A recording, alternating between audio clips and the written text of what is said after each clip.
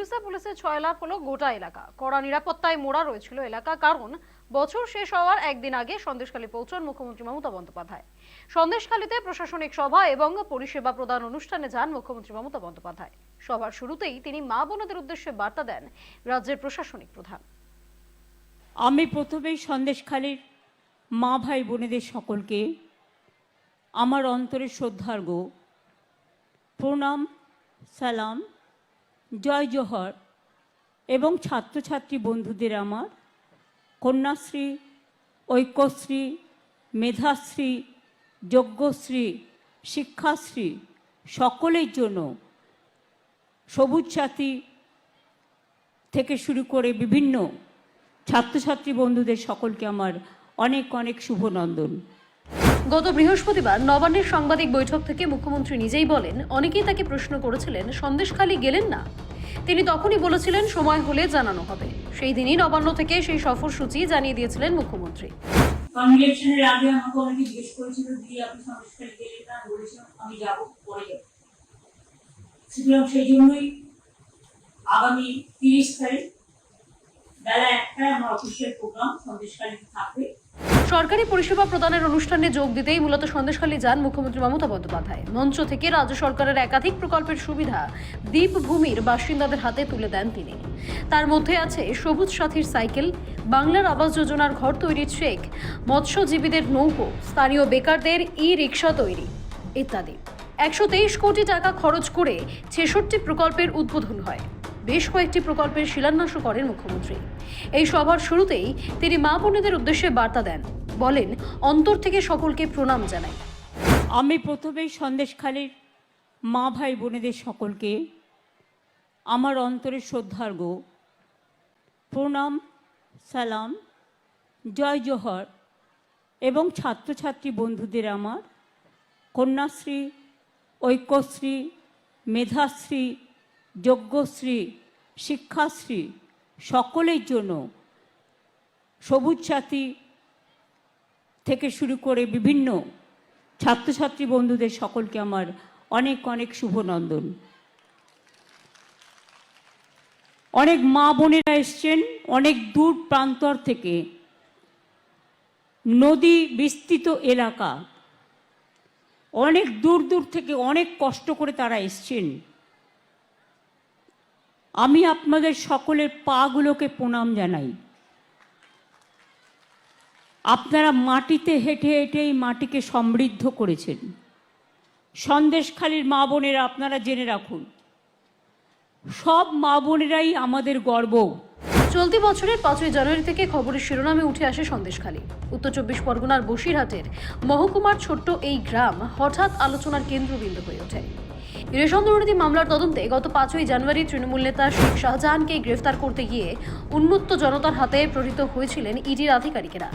প্রাণ বাঁচাতে দৌড়ে পালাতে দেখা গিয়েছিল কেন্দ্রীয় বাহিনীর জওয়ানদের। 34 দিন পর সেই সন্দেশখালীতেই উলটপুরাণ দেখা গিয়েছিল। তৃণমূল নেতা শেখ শাহজাহানের বিরুদ্ধে গর্জে ওঠেন মহিলারা। গ্রামের ছাপোষা মহিলারা মশাল নিয়ে লাঠিঝাঁটা হাতে নামেন পথে। অভিযোগ, রাতের অন্ধকারে মেয়েদের ডেকে নিয়ে গিয়ে পিঠে তৈরি করানো হতো। নারী নির্যাতনের অভিযোগ সামনে আসে। সেখানকার স্বঘোষিত বাঘ তথা তৃণমূল নেতা শেখ শাহজাহানের কুকীর্তির কথা প্রকাশ্যে বলতে শুরু করেন। আর যেন ঠিক এই টোপ খাওয়ার জন্যই বসেছিল বিরোধী দলগুলি। লোকসভা ভোটের আগে লাড্ডুর মতো লুফে নিয়েছিল তারা। এই ইস্যুকে হাতিয়ার করে পথে বাম বিজেপি সকলেই। তৃণমূলও তখন ব্যস্ত টালমাটাল পরিস্থিতি সামাল দিতে। সন্দেশখালীর এক নির্যাতিতাকেই প্রার্থী করে বিজেপি। চাপের মুখে প্রথমে শাহজাহান, পরে সাকরেদ উত্তম শিবুকেও গ্রেফতার করে পুলিশ। আদালত থেকে অনুমতি নিয়ে শাহজাহানকে হেফাজতে নেয় ইডি, সিবিআই। এরই মধ্যে বিজেপি নেতা গঙ্গাধর কয়ালের ভিডিও ভাইরাল হয়, যাতে গঙ্গাধরকে বলতে শোনা যায় সন্দেশখালীতে নাকি কোনো নির্যাতনই হয়নি, সবটাই বিজেপির তৈরি করা প্লট। যদিও সেই ভিডিওর সত্যতা যাচাই করেনি সময় কলকাতা। আপাতত বিতর্কিত বিষয়টি আদালতের বিচারাধীন। বছর ভর খবরের শিরোনামে জিইয়ে থেকেছে সন্দেশখালী। বছর শেষে সেই সন্দেশখালীতেই গেলেন রাজ্যের প্রশাসনিক প্রধান। স্বাভাবিকভাবেই মুখ্যমন্ত্রীর এই সফর বেশ তাৎপর্যপূর্ণ। আর তার থেকেও বেশি তাৎপর্যপূর্ণ হলো সবার শুরুতেই মা বোনেদের উদ্দেশ্যে বার্তা দেওয়া। হাসানুরুজ্জামানের রিপোর্ট, সময় কলকাতা। হাজার বিক্ষোভ প্রতিবাদের আজ বিন্দুমাত্র গায়ে লাগেনি। বিরোধীদের টপকে লোকসভা নির্বাচনে বসিরহাটে মাথা তুলে দাঁড়ায় ঘাসমুল শিবির। যে লোকসভায় এলাকায় অন্তর্গত সন্দেশখালী। বছর শেষে সেই সন্দেশখালীতে দাঁড়িয়েই একগুচ্ছ প্রকল্পের কথা ঘোষণা করে কার্যত নতুন বছর উপহারের ডালিম করে দিলেন মুখ্যমন্ত্রী মমতা বন্দ্যোপাধ্যায়। গত জুনে লোকসভা ভোটের ফলাফল ঘোষণার পর বসিরহাট কেন্দ্রের জয় নিয়ে মমতা বন্দ্যোপাধ্যায় ঘোষণা করেছিলেন তিনি নিজে সন্দেশখালী যাবেন জনতাকে ধন্যবাদ জানাতে। সে কথা রাখলেন মমতা বন্দ্যোপাধ্যায়। একেবারে বছর শেষে সন্দেশখালীর অরবিন্দ মিশন মাঠে প্রশাসনিক সভা থেকে সরকারি পরিষেবা প্রদান করলেন। এক গুচ্ছ উন্নয়ন প্রকল্পের কথা ঘোষণা করলেন। ৬৬টি প্রকল্পের জন্য ১২৩ কোটি টাকা বরাদ্দ করলেন। ১২৩ কোটি টাকা দিয়ে ৬৬টি প্রকল্প এবং আরও টাকা দিয়ে ৪২টি প্রকল্পের শুভ সূচনা হলো। সন্দেশখালীর যে প্রকল্পগুলো উদ্বোধনের শুভ সূচনা হলো তার মধ্যে রাস্তা আছে, ১-২ নম্বর ব্লকের সুস্বাস্থ্য কেন্দ্র আছে, বাঁধ আছে, জল শোধনাগার আছে, কমিউনিটি হল আছে, জেটি ঘাট আছে, আইসিডিএস বিল্ডিং আছে, জলের এটিএম আছে, বিভিন্ন সৌর বিদ্যুতের ব্যাপার আলো যাতে পৌঁছে যায় সেগুলো আছে। মুখ্যমন্ত্রীর ঘোষণাগুলির মধ্যে সবথেকে গুরুত্বপূর্ণ হলো প্রশাসনিক কাজের সুবিধার্থে উত্তর ২৪ পরগনা জেলার আরও মহকুমা তৈরির কথা ঘোষণা করলেন মমতা। প্রশাসনিক কাজকর্মের সুবিধার জন্য বড় জেলাগুলিতে আগেও নতুন নতুন মহকুমা তৈরি হয়েছে পুলিশ জেলাও। সেদিক থেকে কিছুটা পিছিয়ে সন্দেশখালী।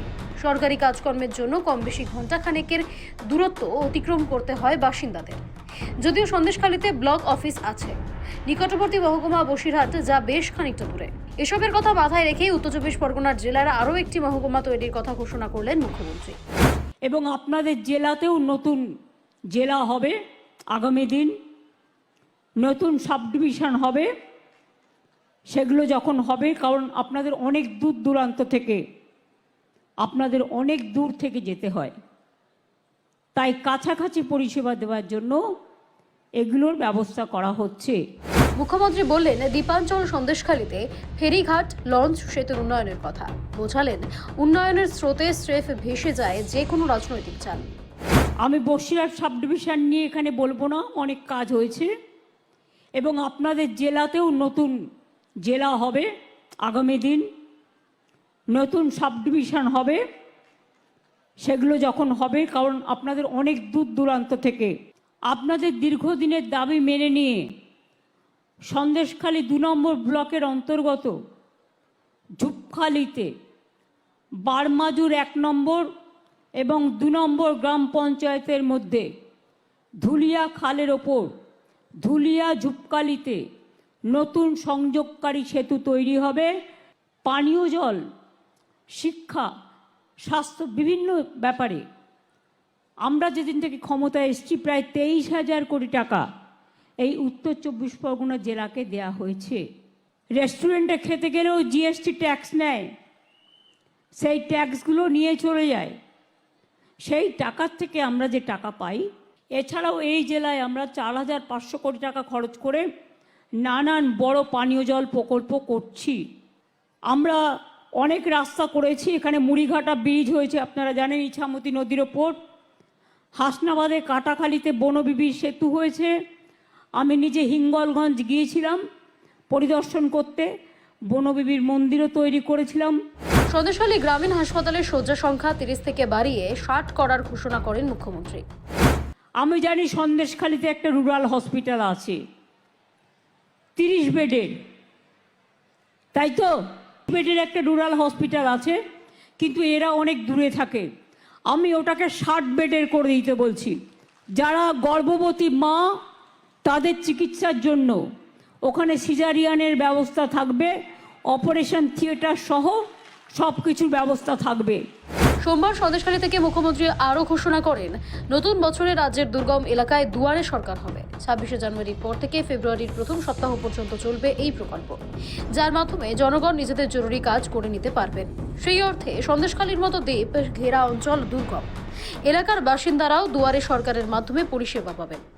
২৬ তারিখের পর একটা ডেট দেখে আমি চিফ সেক্রেটারিকে বলবো যে বিশেষ করে প্রত্যন্ত এলাকাগুলোতে যাদের যেতে অনেক সমস্যা হয়, তার কারণ নদী পেরিয়ে যেতে হয়, সেই সব জায়গায় আর একটা করে দুয়ারে সরকার করবার জন্য আমি মনে করি জানুয়ারির লাস্ট উইক থেকে ফেব্রুয়ারির ফার্স্ট উইক পর্যন্ত চলবে। নতুন বছর শুরুর আগেই কল্পতরু মমতা বন্দ্যোপাধ্যায় গত লোকসভা নির্বাচনের আগে যে সন্দেশখালী তৃণমূলকে কার্যত চাপের মুখে ফেলে দিয়েছিল, সেই সন্দেশখালীতে গিয়েই একগুচ্ছ জনমোহিনী ঘোষণা করলেন মুখ্যমন্ত্রী। জিতে নিতে চাইলেন সন্দেশখালীর মহিলাদের মন।